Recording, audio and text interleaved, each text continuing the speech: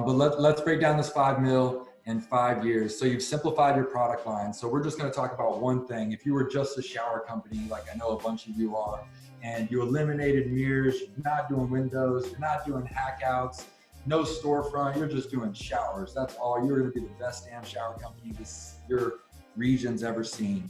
And you want to do just $5 million off of those showers a year. Let's say your average shower is $1,500. So I know we got shower doors, 800, 900. What's your lowest, your like average shower, Brandon? Probably 12 to 15. It's right around there.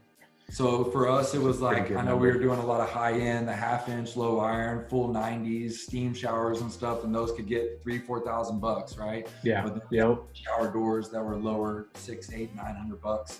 So our average came out to about 1,500, which is why I'm using that number. So in that case, you're trying to get to $5 million. You'll need to install 3,334-ish showers a year. So that sounds like a large number, but if we break it down to the weekly, the daily goals, we do this math backwards, that's 65 showers a week and about 13 showers a day. That's a doable goal. You shared with us last week how many, about how much you're trying to do in revenue, and that was including your handrails and wine cellars and all that stuff, right? And right now you install about how many showers a week? We're probably at about 25 showers a week. 25, 30. So you're almost there, right? Yeah. Like so you double your numbers, a little more than double, and you're hitting that. When you break it down per day, $5 million is a big number, obviously. So when you break that down to per day, per week, that number is a lot smaller, and it's a lot easier to hit those smaller goals to eventually get to that bigger goal of $5 million a year. If that's your goal in 5 years or 10 years or whatever it is. So if it's $1 million, the number gets even smaller, and you should be able to hit that pretty quick. But if you concentrate on those small goals, the daily goals, those bigger yearly goals come quick. Right. Even this, so it breaks down to about 20,000 a day, 100,000 a week. If you had 4 builders you were working for on a regular basis, and you go and do 3 showers, 4 mirrors, and a small wine cellar for each builder, something along that, or a handrail, a shower, all one-day jobs, $6,000-7,000 a piece. You got 3 crews doing that. That's 6 men out there installing $20,000 in a day. I know a lot of you probably hit those 20,000 a day a few different times. So if you break it down and you just could do that consistently, like what was your best day and best month look like, and how can you duplicate and replicate that on a daily basis is kind of the goal. Yeah. So these are just rough numbers, but I think it kind of breaks it down for you guys to understand a little bit. So you've done the math. How do you get there? So last week we talked about for every 2 to 3 employees, so saying 2 in the field, 1 helper, 1 lead, and 1 in the office, so doing sales, they should be generating about $400,000-500,000 a year. So 10x that and you'll reach your goal, right? So 10 times 500,000, $5 million. And this means you'll need about 25 plus employees with 8 to 10 trucks out there on the road. Not saying 30, because you don't need 3 to hit that goal. And the bigger you get, the easier it is to hit that goal. Yeah, you're gonna the bigger you get, the more efficient you're gonna get as well. So if you have multiple trucks, you're gonna be able to break down your scheduling to have trucks in certain areas to where you can literally have, a truck in the here we can have a couple trucks in the East Valley, a couple trucks in the West Valley, North and South, and you can kind of, schedule it a lot easier and, hit your installs faster and keep deadlines. But like for instance, let's say like a guy forgets a hinge or there's a scratch hinge, and we got another truck that's right down the street that can just, we have safety kits on all our trucks that guys can just give him a hinge if he needs a hinge. So that way you don't have to lose that job for the day, go back another day. You're losing time. You're being more efficient by just getting it done that day and moving on. So off topic, you keep inventory on your trucks? I do. I keep safety kit on every truck for chrome, brush nickel, and oil rub bronze, U-channel clamps, and heavy duty hinges, offset hinges. And y'all take like full inventory on that, just like you do at your shop? We do once a week, full inventory on on all the trucks once a week. So who's in charge of that? Shop manager, kind of like he's not really a shop manager. He's more of like a, one of those floaters. He does all different types of stuff for the shop, but a lot of times, he'll do the inventory, he'll clean the shop, he'll organize it, he'll keep, like a utility player like you talked about last week. Yeah, definitely. Just like a utility player. So I'm really big on those utility players. And primary focus though is to make sure the shop stays full inventory, clean, organized. Full inventory, cleaning, building hardware kits, checking in glass, making sure it's getting staged on the right rack, and putting all that information. So we have 2 office personnel and we try to have them do that. But I wonder if it would be more convenient for us if we had someone that was their full-time job. That way the admin could do more office clerk duties instead of having to worry about what's on in the shop, It definitely helps. So especially with our program that we have, I mean, we've implemented that out in the shop now. So everything gets checked on that.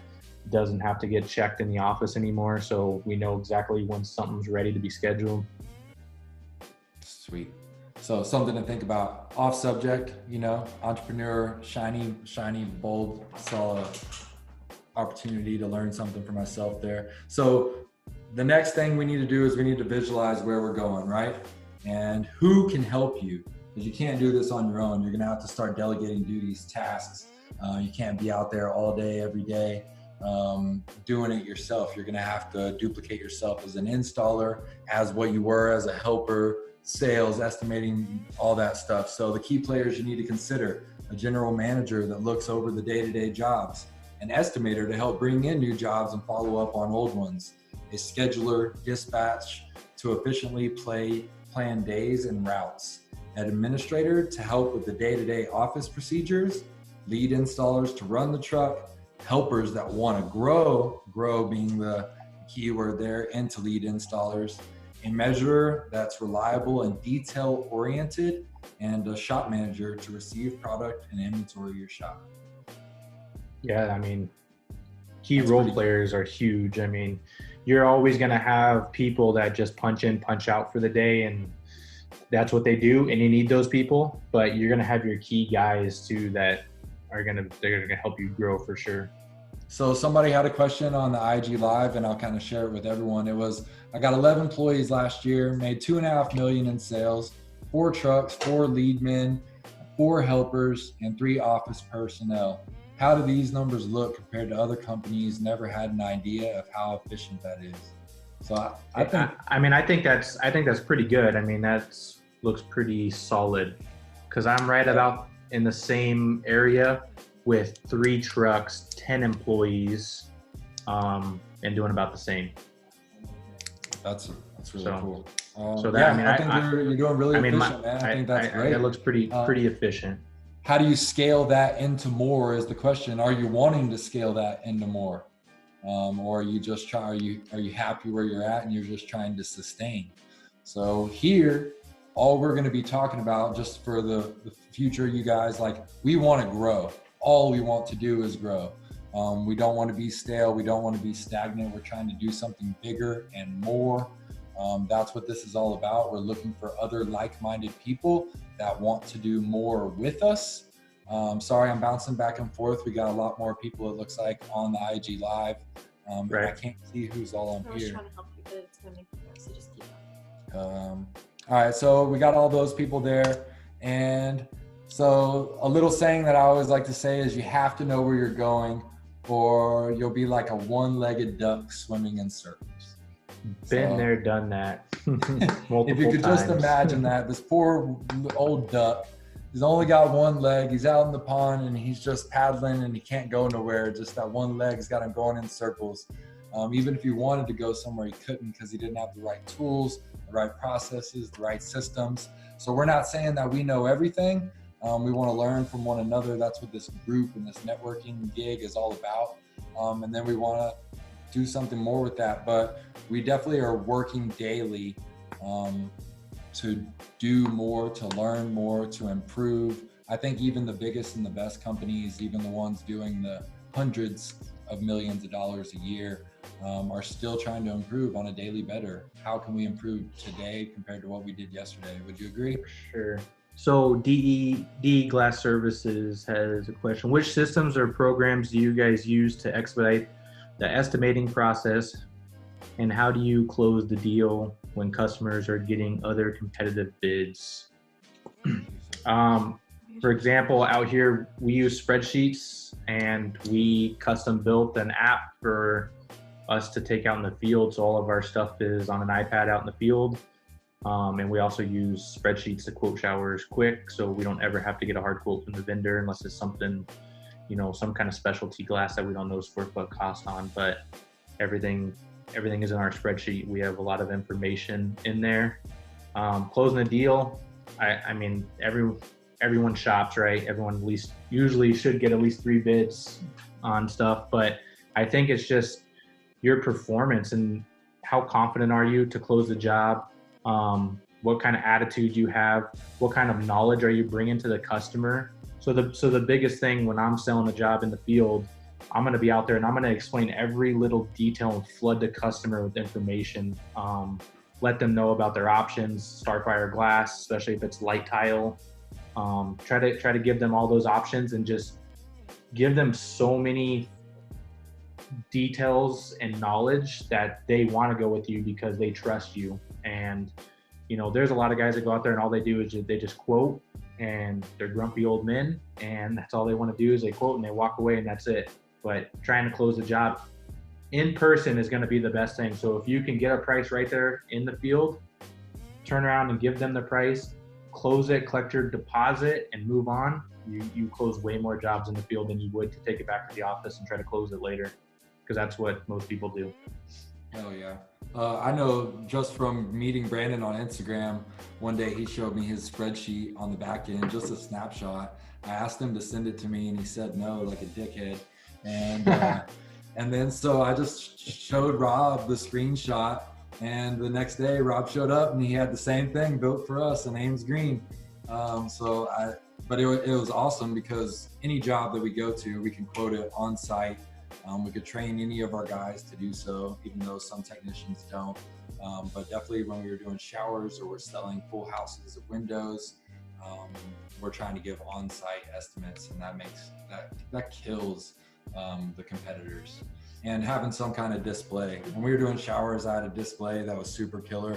I'll bust it out and show it to you guys sometimes, but every time I busted it out, even the high-end builders, they'd be like, man, no one has anything like this, and it was really cool. So I know my buddy Matt at Clearly Glass, he carries like a duffel and has all that kind of stuff. Yeah. Systems for me, Smart Builder, if you're in the UK and not in the United States, that's the shit. I know Dustin, he uses it here in the United States with Anderson Glass. And he loves it. He says it's a game changer, but it's a little high dollar for us, and it doesn't do everything it does overseas. So it's not as good for us here. Glass Pack is a big one, but it's expensive. I mean, you're talking hundreds of dollars per user, not just for the owner. And there's no percentage buy-in, so it's too outrageous. I know some of the big players use that, but we use House Call Pro. It's a cool service, but I'm really hoping that Brandon will let me get a piece of his software because it does some things that ours doesn't. And we're having to use Trello because Trello is cool for project management. His spreadsheet that he uses is kind of tied to his software, and it's very similar. And I think if he ever brings it to market, it should be quite a bit less expensive as well. Yeah, definitely. I mean, ours does, we schedule through it. We do our estimates and invoicing on it. We task people on it. We have a dashboard. It has a project manager built into it, so it's pretty in depth, and it's just getting better. So one of these days we'll bring it to market and see where it goes. Sweet. But it's definitely user friendly. It's simplified. Yeah, if you get showers on there, that'd be super cool, where you can do your showers directly from there too. Yep.